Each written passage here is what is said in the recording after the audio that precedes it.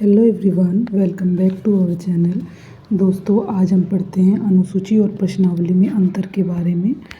तो जैसा कि हमने अनुसूची और प्रश्नावली के बारे में पहले विस्तृत तौर पर पढ़ा था, जिसमें मैंने आपको बताया था कि अनुसूची क्या होती है और प्रश्नावली क्या होती है। तो हालांकि ये दोनों ही परिविधियाँ ये दोनों ही रिसर्च की परिविधि हैं और इन दोनों का ही यूज़ जो प्राइमरी डेटा होता है उसे इकट्ठा करने में किया जाता है। ये ऊपर से जो इनकी कुछ विशेषताएं होती हैं वो एक तरह से सेम ही होती हैं, लेकिन इनमें बहुत अंतर है जिस अंतर के बारे में आज हम पढ़ेंगे। अनुसूची और प्रश्नावली में जो पहला अंतर है वो है अनुसूची। इसका उपयोग अध्ययनकर्ता द्वारा क्षेत्र में जाकर स्वयं किया जाता है और प्रश्नावली को उत्तरदाता के पास डाक द्वारा भेजा जाता है। जो पहला अंतर है अनुसूची और प्रश्नावली में, अनुसूची का यूज़ जो होता है वो अध्ययनकर्ता स्वयं करता है, मतलब वो क्षेत्र में खुद जाता है जहाँ का उसे अध्ययन करना यानी रिसर्च करनी है, और वो खुद क्वेश्चन करता है और उत्तरदाता से उसका आंसर लेकर खुद लिखता है।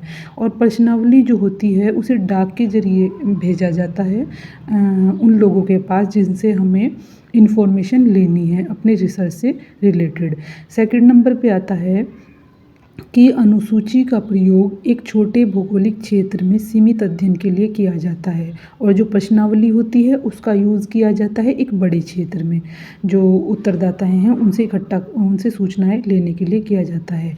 यानी अनुसूची जो है वो एक छोटे क्षेत्र के लिए यूज़ की जाती है जब जो उत्तरदाता हैं वो लिमिटेड हों और छोटे क्षेत्र में फैले हों, उनमें अनुसूची का यूज़ किया जाता है, और जो बड़े एरिया से जब डेटा इकट्ठा करना हो तब प्रश्नावली का यूज़ किया जाता है। थर्ड नंबर पे आता है कि अनुसूची का प्रयोग शिक्षित और अशिक्षित दोनों वर्गों के लिए हम कर सकते हैं, क्योंकि इसमें उत्तरदाता मौखिक रूप से उत्तर प्रदान करता है। यानी कि जो अनुसूची होती है, चूँकि उसमें जो अध्ययन करता होता है वो खुद ही क्वेश्चन करता है और उत्तरदाता से आंसर पूछकर लिखता है, तो इसलिए इस प्रविधि का यूज़ हम सभी तरह के उत्तरदाताओं के लिए कर सकते हैं, चाहे वो बच्चे हों, बड़े हों, एजुकेटेड हों, अनएजुकेटेड हों, हम सबके लिए इसका यूज़ कर सकते हैं।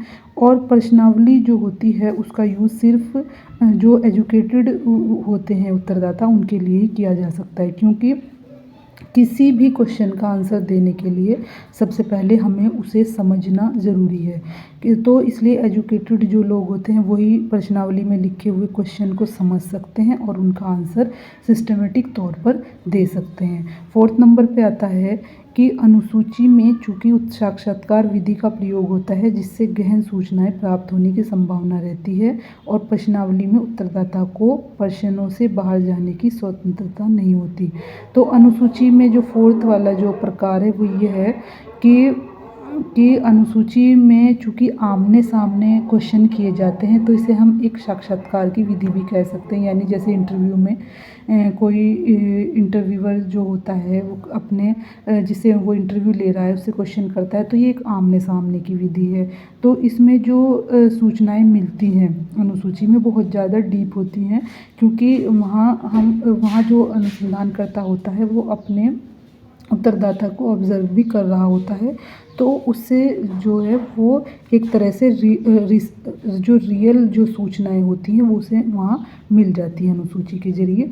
और प्रश्नावली जो होती है, चूँकि ज़्यादातर प्रश्नावली इस तरह की होती हैं कि उसमें जो क्वेश्चन किया गया होता है उसी से रिलेटेड आंसर दिया जाता है, उससे अलग जाकर कोई भी सूचनाएं नहीं ली जा सकती, क्योंकि वो पेपर पर लिखा हुआ होता है तो उस पेपर पर ही उसका आंसर देना होता है।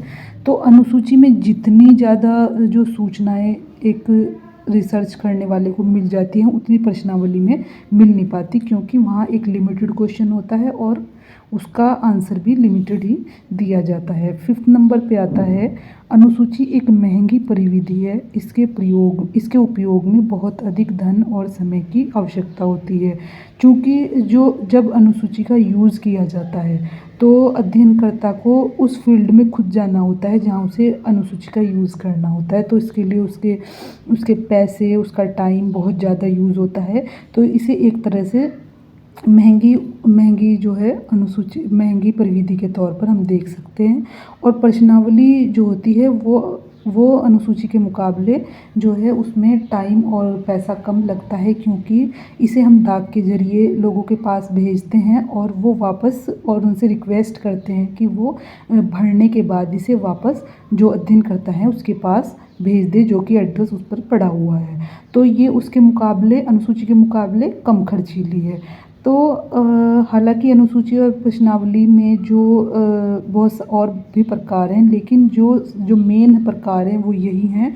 तो ये जो अनुसूची और प्रश्नावली का जो प्रकार का क्वेश्चन है, ये अक्सर कई बार लॉन्ग क्वेश्चन के तौर पर भी पूछ लिया जाता है ग्रेजुएशन में, और कई बार ये शॉर्ट उस पर भी शॉर्ट क्वेश्चन के तौर पर भी पूछा जाता है। तो ये जो मेन जो प्रकार हैं वो मैंने आपको बताए हैं। आई होप आपको समझ आ गए होंगे। Thank you so much for watching my video.